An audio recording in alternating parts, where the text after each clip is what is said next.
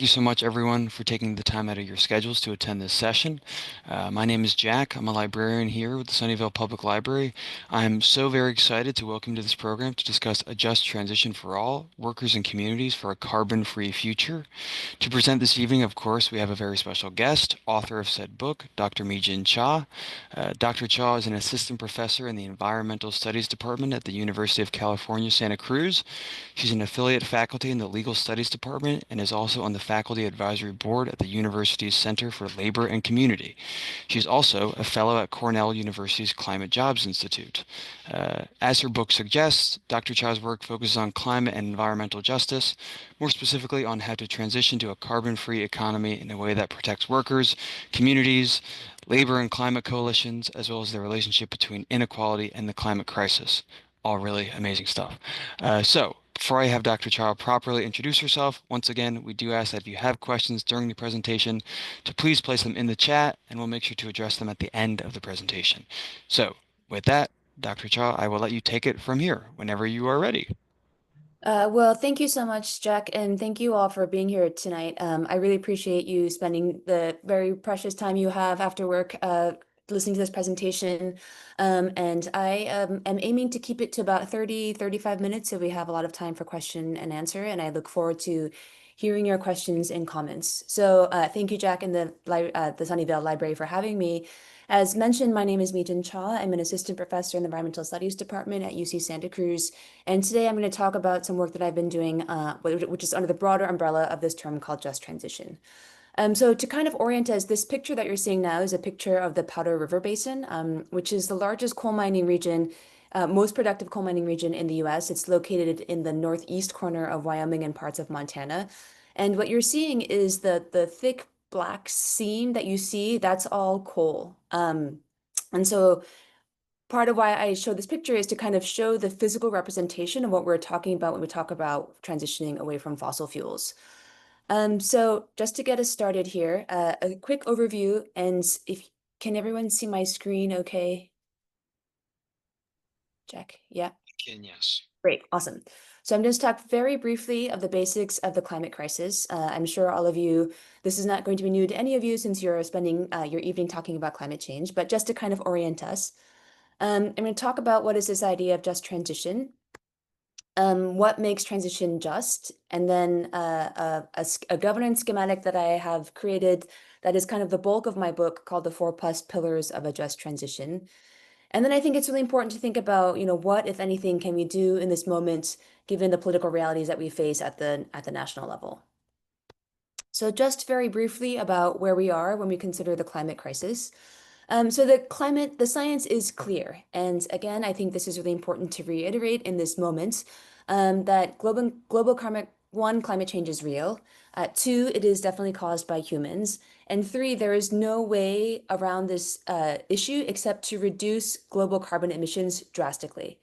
So if you hear anything about how we can just kind of capture our emissions out of it, or we can kind of draw emissions out of the air, it's not that those technologies don't have their use, but we really cannot meet the challenges of the climate crisis and address and start to reverse the challenges of the climate crisis, of the climate crisis, without drastically reducing global carbon emissions.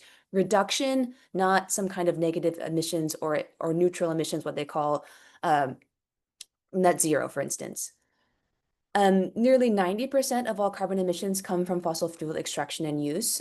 So when we say that we have to reduce carbon emissions drastically, that then means we must drastically reduce fossil fuel extraction and use. And emissions continue to rise with record levels of oil and gas production. So this graph is kind of where we are headed with global fossil fuel emissions. And as you can see, there are dips along the way. That's usually when there are moments of economic depression. So the global financial crisis saw a dip, the COVID pandemic saw a dip, but the trend is very clear, right? We are ever increasing greenhouse gas emissions. And this is kind of the projected carbon dioxide emissions, where we kind of our historical trends, which is if we had kept on the path as we were, we would be at a 5-degree warming by 2100. Our current path, which is to acknowledge that there has been some action on climate change, is that we are on the path to do a 3.5 degrees Celsius warming. And then, of course, where we need to go, which is the 1.5 degrees Celsius pathway, shows a real dramatic decrease in carbon emissions. So I like to show this graph to want to show that like we are making progress, right, on where we were before we really started taking climate change seriously. And then also, something that I've started to hear recently, which I think is a new form of climate denialism, is that it's too late, right? Like we're beyond the point where we can do any kind of action. We just have to adapt to a warming planet. And I like to show this graph to show that it is in fact never too late, right? We can always reduce emissions, and every time we reduce emissions, we get towards where we need to go. So this idea that it is too late for us to reduce emissions is false. There is time. There is not a lot of time, and I want to acknowledge that we are not in the best political moment for a really ambitious carbon dioxide emissions reductions project, but there is always time to reduce emissions, and reducing emissions is something that we must do to stop the climate crisis. So then what is this idea of just transition in this larger dynamic of climate change?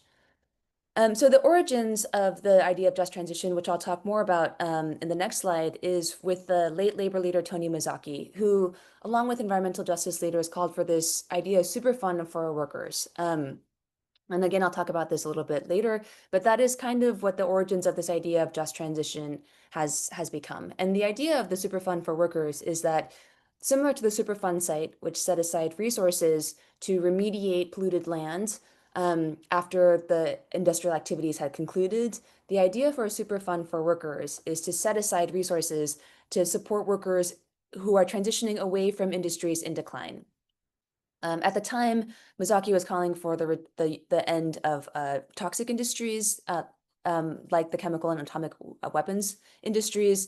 Now, I think we could argue that the climate crisis it dictates that the fossil fuel industry is now too toxic to continue for societal good.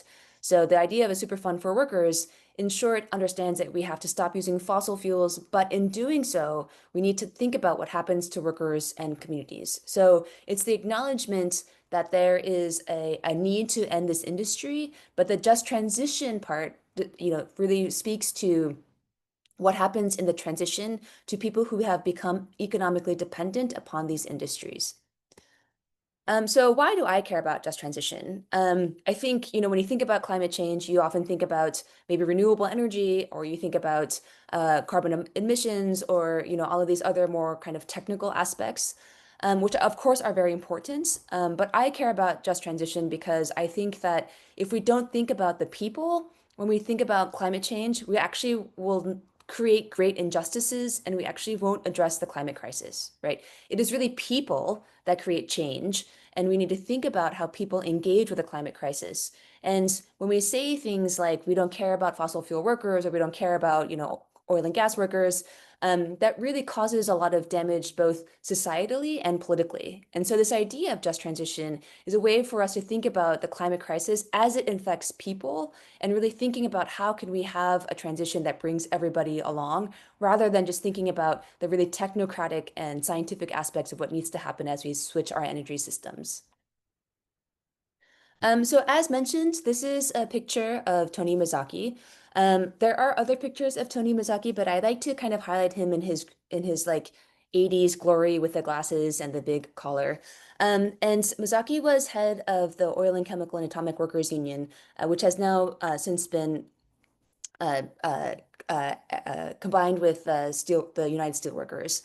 And Mizaki, well, as I mentioned, argued for this idea that there are some industries that are too toxic for society to continue. So for Mizaki, the workers that he represented were oil, chemical, and atomic workers. And he was arguing that, those industries, especially, atomic and nuclear weapons, their whole mission is to kind of end society, right? And that is the point of these mass weapons. And so he was arguing that, these industries, though they are profitable, are too dangerous for society to continue. And what he meant, but his point was that as we move away from these industries, the burden of this transition cannot fall on workers and communities that have become economically dependent upon these industries. And what he was really saying was that, we have created these industries that have created jobs, that have brought tax revenue into these communities. And now as we move away from them, we can't just leave these these groups and these entities without any kind of option in a situation that we have manufactured, right? We have manufactured both the economic dependence and we have also manufactured the transition away from these industries. So in this transition, we have to support workers and communities. Um, and here I'll note that, a lot of people mention Tony Mazzocchi when they talk about just transition, and they talk about the importance of supporting workers, which is true. Of course, this was something that was very important to Mazzocchi. But I think what gets lost is how radical his vision was that even if an industry is profitable, if it is bad for society, it must not continue. And I think that messaging gets lost when people talk about Tony Mazzocchi and they talk about just transition, is that what Mazzocchi was saying was that we must put people over profit, right? It's not just this technical, again, thought about and process of moving away from industries and all of the complications and logistics that come with it. It was a much more deeper argument about not letting profit take precedence over people.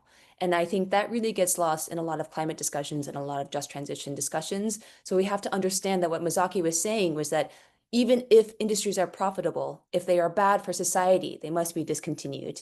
And I think that exact logic applies now to the climate crisis, which is that even though fossil fuel industries are so profitable, they are too dangerous for society to continue. And so we have to choose between a livable planet or a thriving fossil fuel industry. And it really is a choice. We either have to choose to preserve humanity and the planet or preserve profits for fossil fuel industries. And so as part of this work on just transition, something that gets asked a lot is that, well, what does just transition mean? And a lot of climate folks and a lot of policy wonks really want this idea that there is one definition of just transition. So just transition means XYZ. Um, excuse me. So to kind of understand this idea better, my colleague Manuel Pastor at the University of Southern California and I launched this research project that looked at 4 different states, California, New York, Kentucky, and Louisiana, and talked to folks who were in industries that would face, who were in communities that would face industrial transition, and asked them about this idea of just transition. So what does just transition mean to you? And I think that this quote is really impactful and something that really grounds the work that I do even to today. And the quote is, quote, I could go out to the street or I could go out to Walmart. I could stop 25 people. None of them would know what just transition means.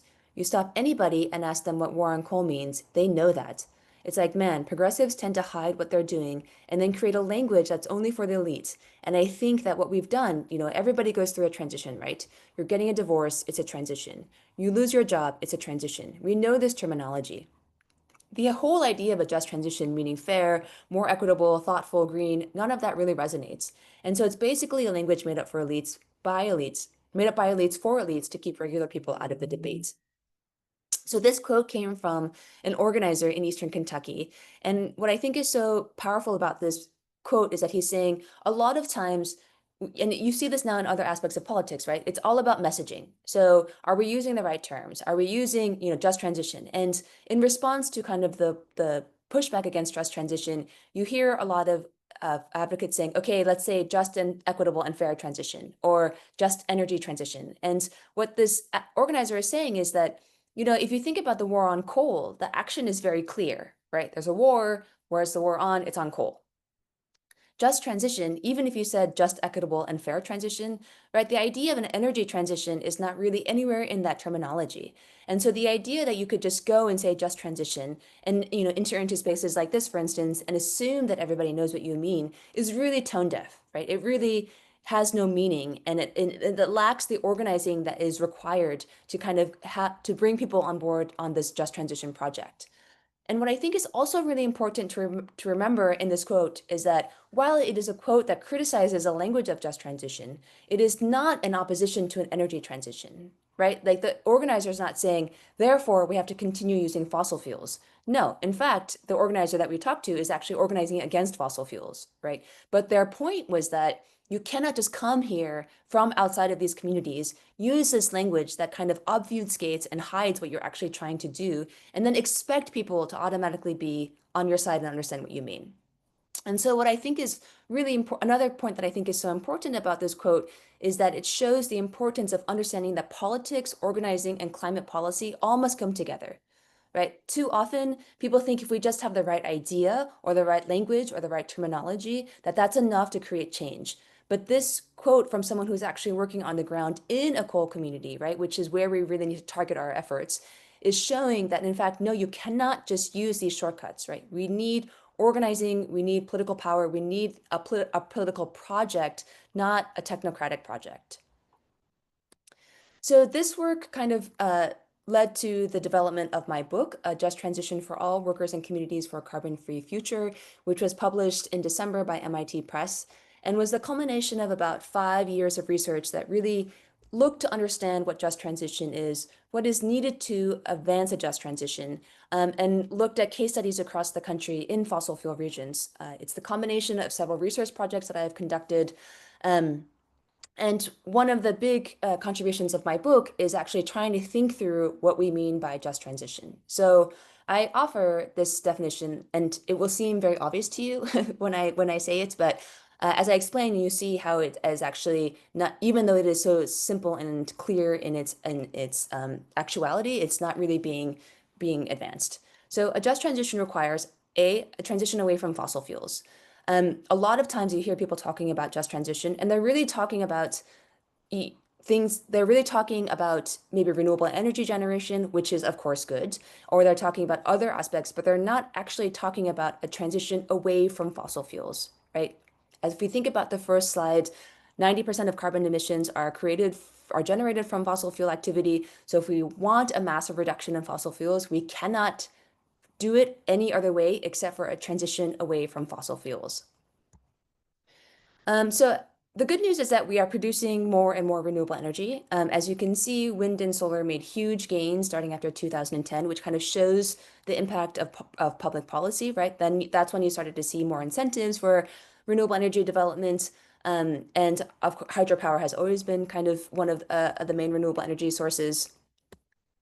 Even in the US, so this map is global. So the global trend is very good. The global trend is towards producing more and more renewable energy. And this is also true in the US. So domestically, we are generating more and more electricity from renewable energy, particularly utility scale solar, which are large solar installations, and wind. But at the same time, and this gets to the transition point, right? We are also seeing an increase of production of fossil fuels. There's again, you see these slight dips again during economic recessions, slight dip during the pandemic, but production has since recovered globally in gas, coal, and oil. So all three fossil fuels are increasing their production globally.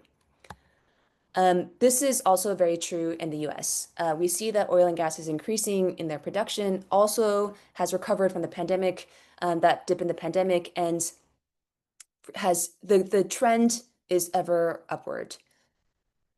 And if we look more closely at natural gas, I think it's important to point out that natural gas, there are two big moments, right, where you see these charts where you see the trend line really start to increase. The first is around 2008, 2009. That's when fracking really took off, because of changes that the Bush administration did because of the Bush administration of changes the Bush administration did to expand the fossil fuel industry and fracking in particular. And then the second big boom is during 2018, and that's when the ban on oil and gas exports was lifted. So it is really the result of public policy that has driven this natural gas production. And we expect this trend to continue, one, because you see the trend line, but two, because even in the Inflation Reduction Act, which was largely seen as the climate bill, there was a tremendous amount of support for building liquid natural gas export terminals. And once new fossil fuel infrastructure is built, we can expect at least 10 to 20 years of continued exports because that capital cost of construction has to be recovered.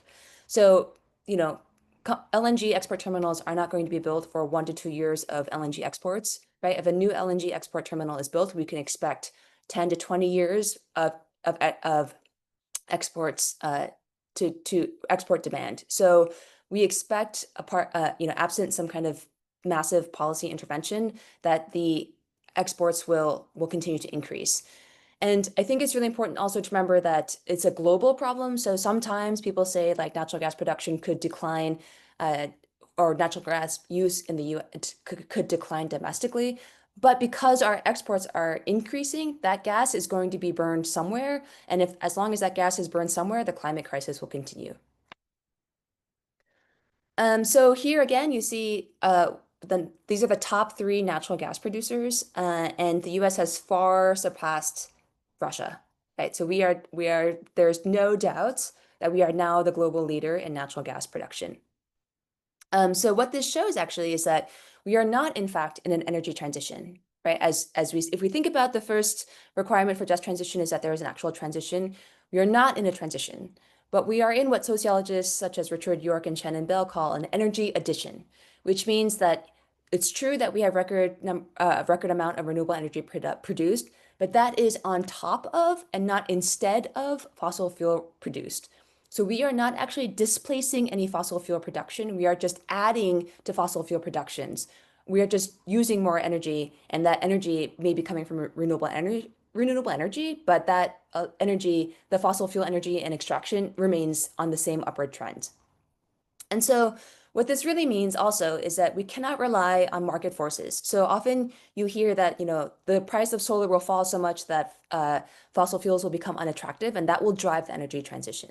But as I mentioned earlier, right, we are investing in new fossil fuel infrastructure. And so the cost of that infrastructure, or the cost of the existing system, will require that fossil fuel production continues. So we cannot rely on market forces and thinking about things like tweaking the cost, carbon taxes or whatever to make fossil fuels less attractive, because we are already past that point. We need some kind of policy intervention that requires fossil fuel reduction. We cannot rely on market forces to drive a reduction in fossil fuel extraction and use. We need a policy intervention to drive this transition. But of course, we do know that there is a difference in fossil fuels in the US, and one of the big differences is coal production. So there has been a lot of talk recently and even some money from the Trump administration to try to revive the coal industry. Because as you can see, the coal industry, as opposed to oil and gas, has been on a perpetual decline since about 2008.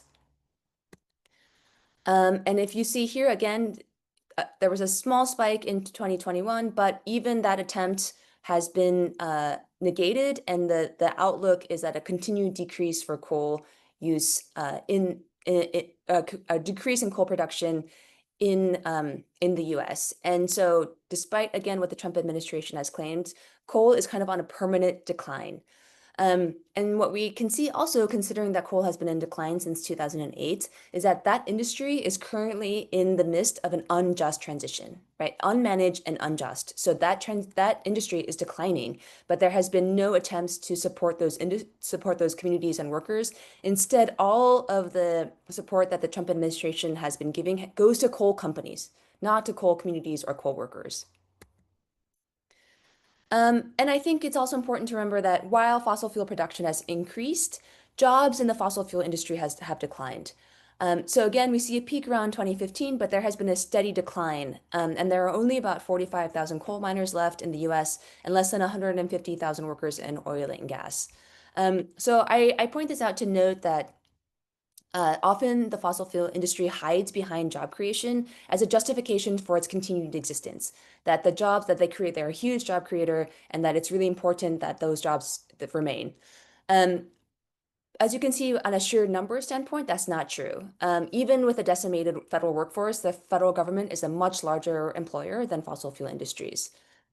But what is true is that while they are not overall a large employer, they have outsized influence in the areas in which those jobs exist.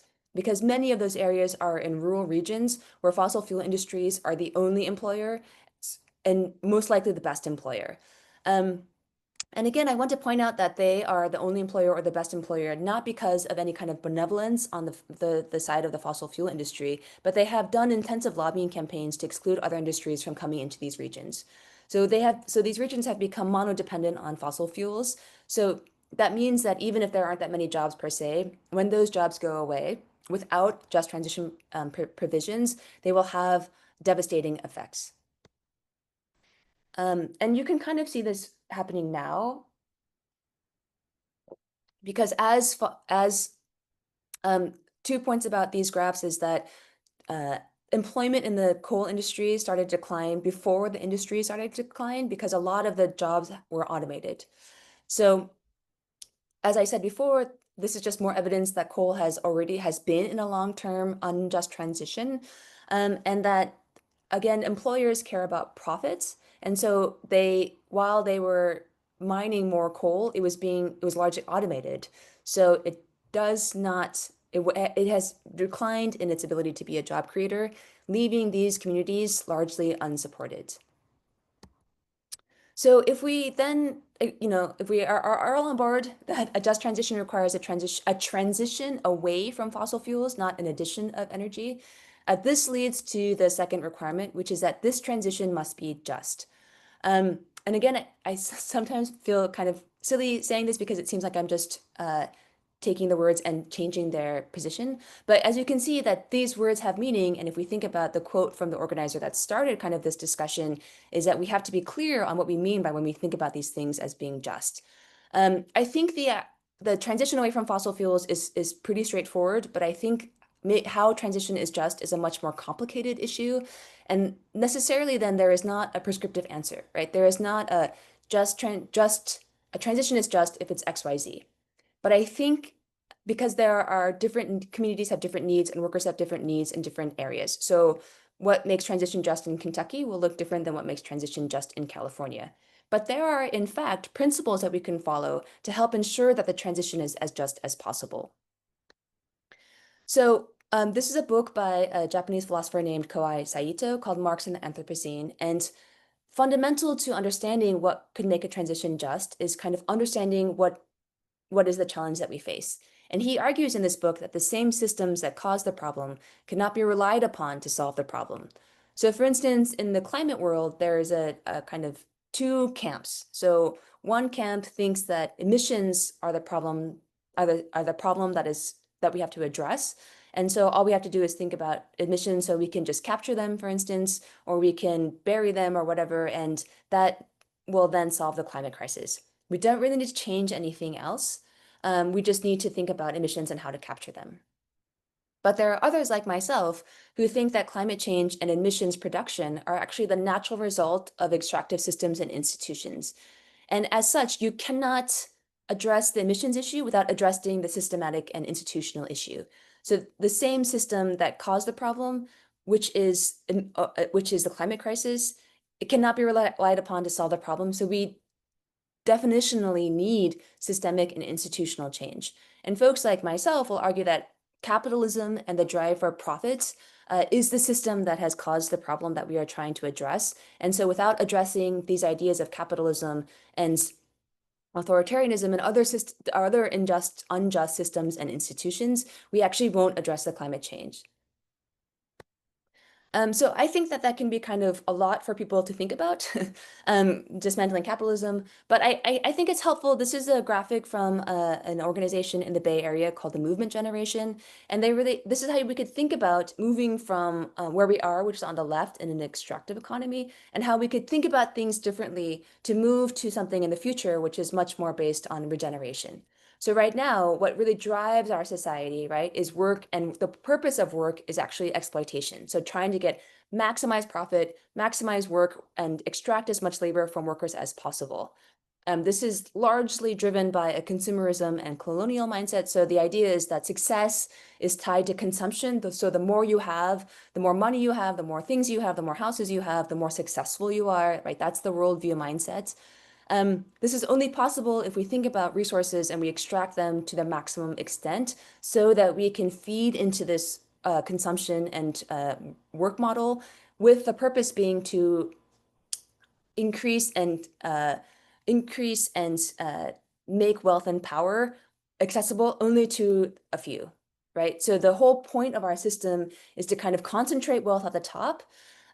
We have the governance model is militarism, because this can only happen through authoritarian and military means, which very unfortunately, I feel like this is really highlighted in where we are now politically, right? You see the deployment of the National Guard by the federal government into cities to show that military force so that they can continue to concentrate wealth amongst the few and the few wealthy individuals that currently exist.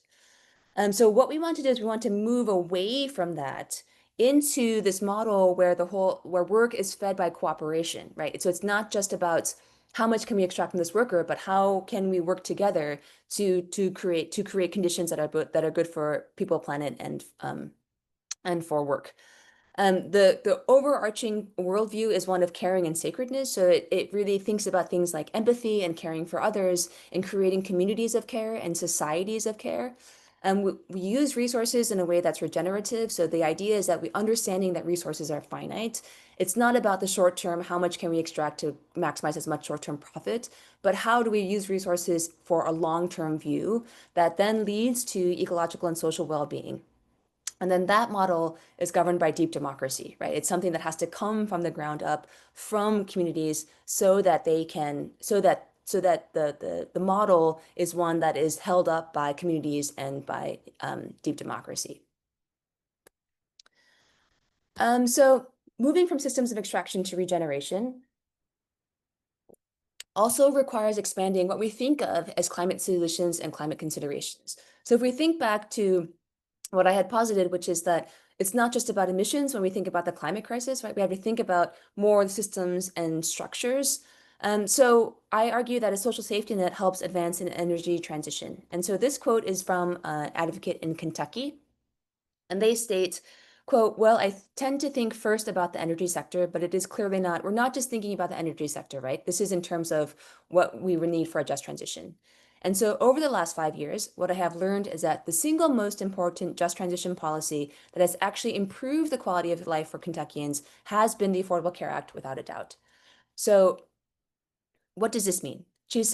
They're arguing that the Affordable Care Act, which means that you are not without health care if you lose your job, is an important just transition policy, because we could think, for instance, part of the challenge of moving away from fossil fuel industry is that when those workers lose their jobs, they also lose a slew of other things, including their healthcare, right? So if we have a strong safety net, then they have less to lose when they lose their job, which means it decreases opposition to an energy transition that could result in job loss in the fossil fuel industry.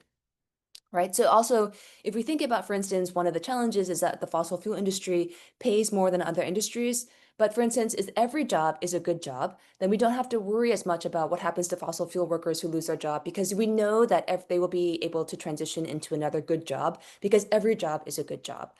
Right. So the more that we can create this kind of like strong safety net, the easier it will be to advance energy transition. And the energy transition will happen more quickly because we will reduce opposition to the energy transition, because we won't be leaving people without healthcare, without a way to pay their bills, without any kind of social supports, which is the current situation, unfortunately, in the US.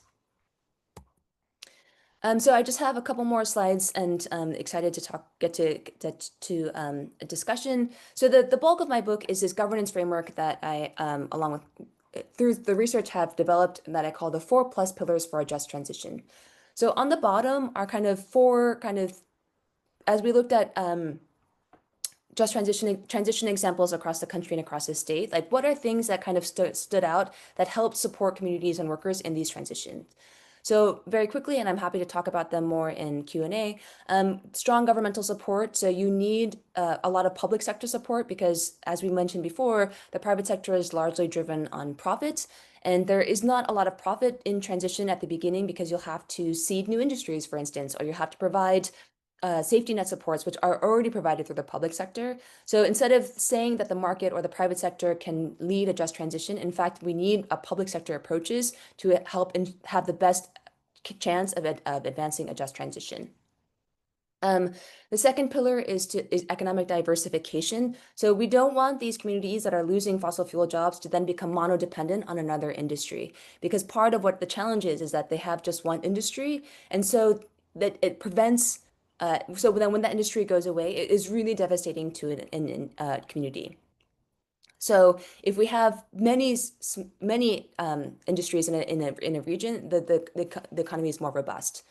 Dedicated funding streams is because often funding is start and stop. And when you think about something like industrial transition or worker transition, you really need a dedicated funding that can be counted upon for, say, about for over the long term.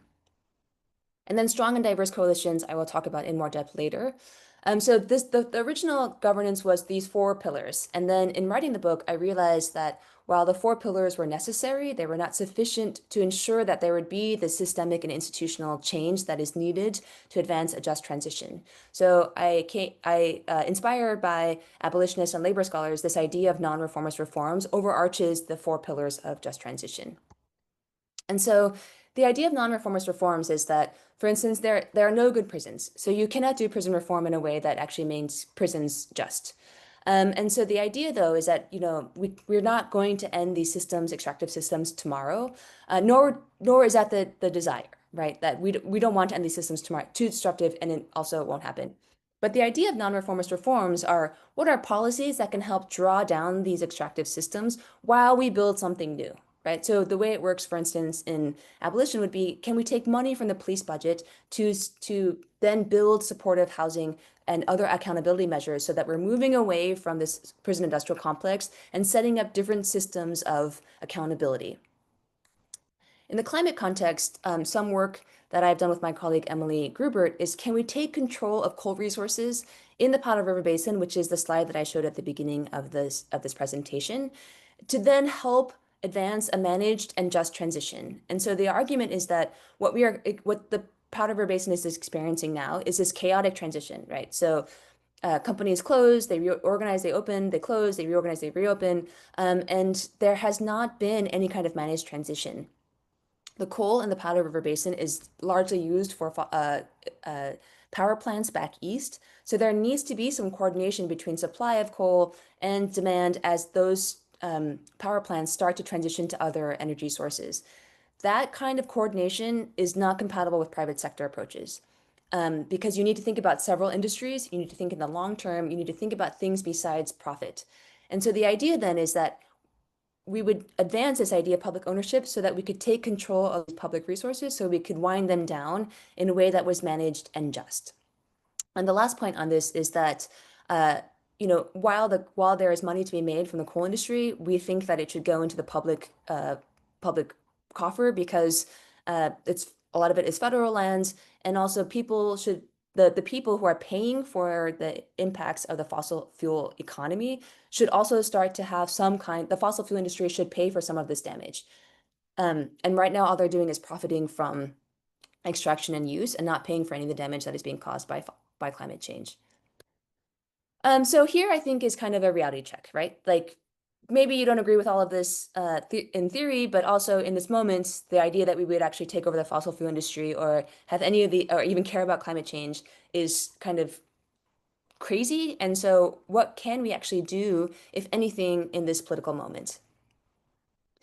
And this is what the pillar that I had mentioned before, strong and diverse coalitions, really speaks to. And I love this graphic because this is kind of where we are at, right? So if you have just three small fish, there's no way that they can eat the big fish. But if you bring a bunch of small fish together, then they actually can eat the big fish, right? And so the point of strong and diverse coalitions and organizing is that you bring this it's a form of power building and a form of creating communities of care, right? So we need power to create change, and the way you create power is either through money or through people. And we just we'll never have as much money as the other side, but we have people.